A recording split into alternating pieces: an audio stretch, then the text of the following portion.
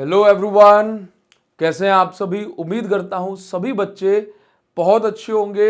Exam से पहले बस थोड़ा सा टाइम हमारे पास बचा हुआ है।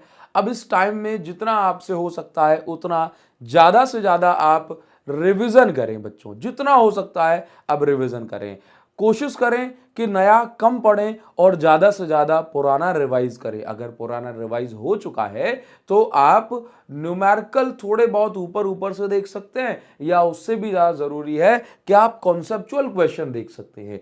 बताने तो मैं आया हूं कि भाई कौन सी गलतियां आपको नहीं करनी, लेकिन आप कॉन्सेप्चुअल क्वेश्चन ज़रूर से पढ़ सकते हैं। कॉन्सेप्चुअल क्वेश्चन आपको कहाँ मिल जाएंगे? तो कॉन्सेप्चुअल क्वेश्चन के लिए आप देखो, कॉन्सेप्चुअल क्वेश्चन से आपकी पूरी फिजिक्स रिवाइज हो जाएगी। तो देखो, कॉन्सेप्चुअल क्वेश्चन की एक वीडियो ये है, important conceptual question by Abhishek Sahu, search कर लेना। और दूसरी वीडियो लाइव सेक्शन में ऊपर पड़ी हुई है।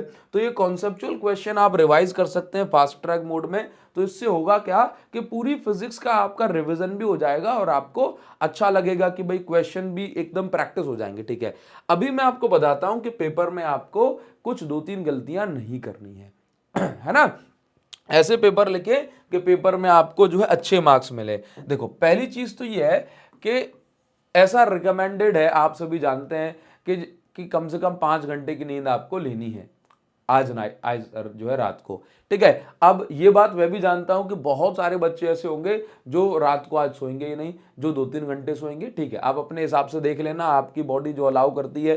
ठीक, दूसरी बात यह है कि आप एग्जाम हॉल में एंटर करने से 10-15-20 मिनट पहले अपनी कॉपी रख देना और तसल्ली से ये एक प्रॉपर प्लानिंग प्लॉटिंग कर लेना कि भाई मुझे अब कैसे कैसे लिखना है दिमाग में। अदरवाइज आप, कई बार बच्चे क्या है, बिल्कुल एग्जाम में घुसते घुसते पढ़ते चले जा रहे हैं। अगर आपको लग रहा है कि हाँ भाई मेरा सफिशिएंट हो चुका है रिवीजन, ठीक है, तो आप क्या करें कि पहला पॉइंट ये है कि एग्जाम से थोड़े से पहले अपनी जो कॉपी वगैरह है बंद करके रख दे। बोला जितना होना था अब हो चुका है, और उस समय में आप प्लानिंग करें कि मुझे कैसे लिखना है ना। क्योंकि अगर अपन सीधे एग्जाम में घुस जाएंगे एग्जाम हॉल में, तो अपने दिमाग को थोड़ा सोचने समझने का टाइम नहीं मिल पाएगा। ठीक है, तो रात को हो सके तो 3-4 घंटे जरूर से सो लें, है ना। कम से कम इतना, जो बच्चे सोच रहे हैं कि पूरी रात जगूंगा, ताकि आपके जो है बढ़िया रहेगा। दूसरी चीज, आप एग्जाम हॉल में जाने से पहले आधे घंटे या 15 मिनट का जो है गैप जरूर दें, तसल्ली से बैठे, थोड़ा सा ध्यान से सोचें कि अब मुझे कैसे कैसे जो है सारी चीजें लिखनी है। ठीक, और सबसे बड़ी बात यह है कि आप पैनिक ना हो। अभी जितना टाइम आपके पास बचा है उतने टाइम में आप ये ना सोचें कि अब फंस जाएगा कि नहीं फंसेगा क्वेश्चन। भाई आपने पढ़ा है, मैंने आपको इतना सारा पढ़ाया है, क्यों नहीं फंसेगा उसमें से बहुत सारा जो है। मैं कह रहा हूं बहुत सारा, पूरा का पूरा फंस जाएगा, टेंशन ना लें आप बिल्कुल भी। ठीक है, ये ना सोचें कि अब कितने नंबर आएंगे, क्योंकि अभी टाइम जो है हमारा वो कर्म करने का है, बस अभी नंबर के बारे में सोचने का नहीं है। अच्छा, जब आप एग्जाम देने जाएंगे तो देखो, सबसे पहली चीज, आप प्रॉपरली बिल्कुल पूरी अटेंशन के साथ अपनी ओएमआर शीट आप फिल करें।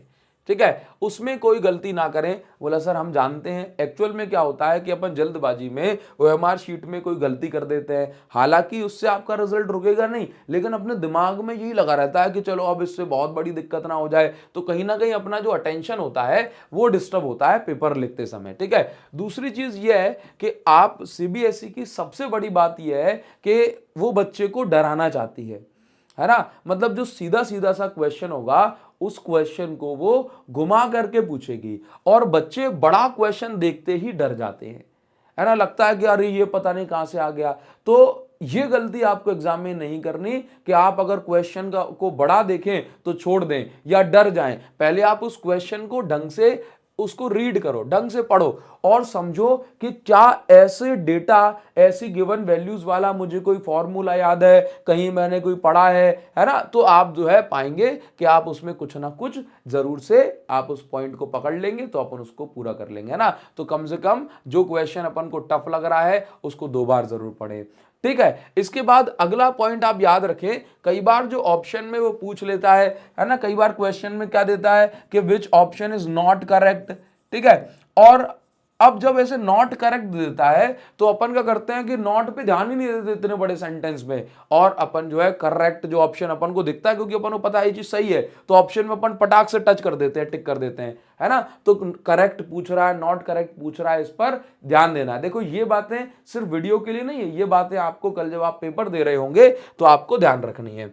चौथी बात, बाई चांस आपको अगर ऐसा लगता है कि पेपर बहुत टफ आ गया यार, अब क्या करेंगे, तो मैं उस वाले केस में आपको बताऊं कि कभी भी, चाहे वो केस मान लो, चाहे ऐसा मान लो कि पेपर नॉर्मल है, सिंपल है, तो कोई भी क्वेश्चन आप एम्प्टी छोड़ करके ना आए, खाली छोड़ करके ना आए किसी भी क्वेश्चन को, है ना। उसमें गिवन वैल्यू लिखो, उसमें उसके उस क्वेश्चन के रिगार्डिंग जो पूछा गया है जितना लिख सकते हो, याद करो क्लास में क्या पढ़ा था, है ना, याद करो कि लेक्चर देखते समय अपने क्या पढ़ा है। तो कोई भी क्वेश्चन जो है आप खाली ना छोड़ें, है ना। तो आप क्या लिख देंगे, do not leave any question untouched. ठीक है, कोई भी क्वेश्चन आप जो है खाली ना छोड़ें, जरूर से कुछ ना कुछ करके आए। फॉर्मूला न्यूमेरिकल नहीं आ रहा, फॉर्मूला लिख के आओ। फॉर्मूला नहीं आ रहा, ग्राफ ध्यान आ रहा, उसको ग्राफ जो है लिख करके आओ। फॉर्मूला जरूर से पढ़ जाना, सभी बच्चे फॉर्मूला जो है जरूर से याद करके जाना। तो क्योंकि अगर फॉर्मूला भी हो गया तो भी अपन को जो है वहां हेल्प मिलती है। क्योंकि देखो बच्चों, आपको क्या एक्चुअल में क्या है, सीबीएसई में स्टेप मार्किंग होती है ना, और स्टेप मार्किंग होती है तो इससे क्या होता है कि अगर आपने थोड़ा बहुत भी लिख दिया तो बूंद बूंद से घड़ा भर जाता है। जिन बच्चों के पासिंग मार्क्स भी नहीं आ पा रहे होते हैं ना, वो अगर एक भी क्वेश्चन को छोड़ के नहीं आएंगे तो उसको बढ़िया से करके आएंगे तो आपका काम हो जाएगा। ठीक है, चलिए, आधे आधे नंबर से काम हो जाएगा। तीसरी चीज यह है कि कई बार हम क्या कर देते हैं कि अपन को क्वेश्चन आ रहा है, थोड़ा सा टफ लग रहा है, तो हमने क्या कर दिया, बाद के लिए छोड़ दिया। तो बाद के लिए वैसे तो ना छोड़े, लेकिन अगर अपन ने छोड़ रहा है बाद के लिए तो जो भी आपकी, अब क्योंकि क्वेश्चन पेपर में टिक नहीं करने थे जो एग्जामिनर होते हैं, तो आप क्या करें, अपनी कॉपी में जो पीछे वाला पेज है या कहीं पे साइड में साफ जगह पर, कहां पर, साफ जगह पर लिख दें कि ये क्वेश्चन करना है या क्वेश्चन नंबर 1 छूट गया है, इसको बाद में करना है, और लिख दें, पीछे लिख दें, है ना, लिख देंगे पीछे तो सही रहेगा। अगर और साफ जगह पे लिखना ताकि अपन को जो है ये मिक्स ना हो जाए रफ में, ठीक है, और बाद में काट के चले आना। क्लियर। इसके बाद आपको एक और चीज ध्यान रखनी है कि जब आप जो है कैलकुलेशन जब कर रहे हो तो कैलकुलेशन करते समय जो है आप छोटी छोटी गलतियों का ध्यान रखें, जैसे कि 10 की पावर -6 आनी है, -5 आनी है, डेसिमल का ध्यान रखें। इसके अलावा यहाँ पर आपको कुछ बातें और ध्यान रखनी है, जैसे कि मैं ध्यान कर रहा हूं कि और क्या क्या चीजें, हाँ, जब आप पेपर देते हैं, है ना, तो वैसे ये छोटी छोटी बातें बताने की नहीं होती, लेकिन फिर भी जब हम पेपर दे रहे हैं, ठीक है, तो कई बार क्या होता है, ऐसा मेरे साथ हो चुका है इसलिए मैं आपको बता रहा हूं कि एक बार क्या हुआ कि मेरा 3rd सेम 4th सेम का पेपर था। स्टार्टिंग के जो है 3 पेज चिपके हुए चले गए, 3 पेज चिपक के लिख गए, और मैं 6वें 7वें पेज से जो है लिखना मैंने स्टार्ट किया, है ना।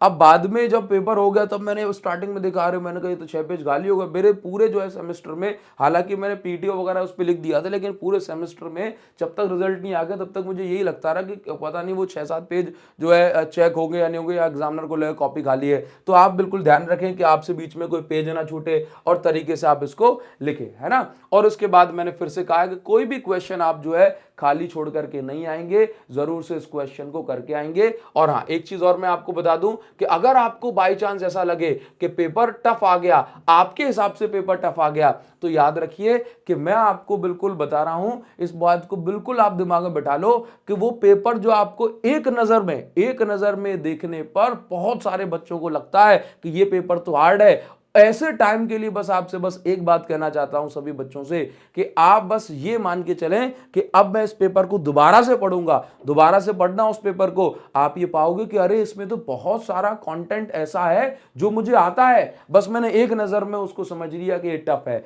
तो जब आपको लगे कि पेपर टफ आया है तो मैं आपको बिल्कुल सजेस्ट करूंगा कि आप उस पेपर को एक बार और पढ़ें। उस ऐसी कंडीशन में पैनिक ना हो, बिल्कुल घबराए ना, भगवान का नाम ले, आपने इतना पढ़ा है क्यों घबरा रहे हो, टेंशन नहीं लेनी है आपको, ठीक है। तो टफ पेपर आए तो उसको 2 बार जरूर से रीड कर लेना, आपको लगेगा। और कभी भी ऐसा नहीं होता कि सारे क्वेश्चन टफ आ गए, हमेशा अब तो कॉन्सेप्चुअल क्वेश्चन का जमाना है भैया, तो आप ये पाओगे कि 30 से 40% क्वेश्चन ऐसे होंगे जो बिल्कुल थ्योरेटिकल बेस्ड क्वेश्चन होंगे, कुछ डेरिवेशन भी होंगे, तो हिसाब लगा लेना पेपर में ये बिल्कुल देखते ही पास हो जाओगे, आपके अच्छे नंबर आएंगे। घबराए ना, जब पेपर टफ लगे तो घबराए ना, पेपर एकदम आसान आएगा, मॉडरेट आएगा, ठीक है। मैं आपसे इस बात को कह रहा हूं, है ना, तो आप उसको एक बार रीडिंग करें और आप पाओगे कि इसमें से बहुत सारी चीजें आ रही हैं, ठीक है। तो इन गलतियों का आप ध्यान रखेंगे कि ये सारी चीजें हमें ध्यान रखनी है। जब आप पेपर देंगे तो प्रॉपर साइन कन्वेंशन का, कहां पे वेक्टर साइन लगाना है, कहां पे वेक्टर साइन नहीं लगाना, यूनिट्स का, डायमेंशन का, ये आप याद रखें। आंसर आ रहा है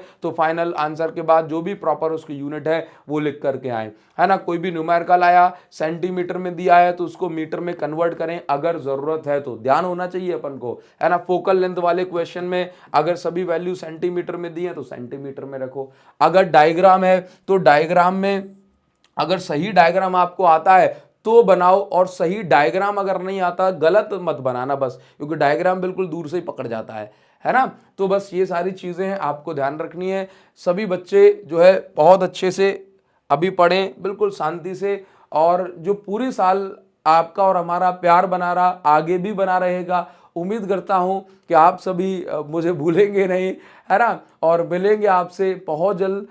कोशिश करूंगा कल सुबह भी आपकी मैराथन क्लास ले सकूं, लेकिन अभी के लिए बस इतना ही रखूंगा, अगर होगी तो आपको अपडेट कर दिया जाएगा। Thank you guys, thanks a lot, see you again in the next video. बहुत मजा आया आपके साथ, थैंक यू।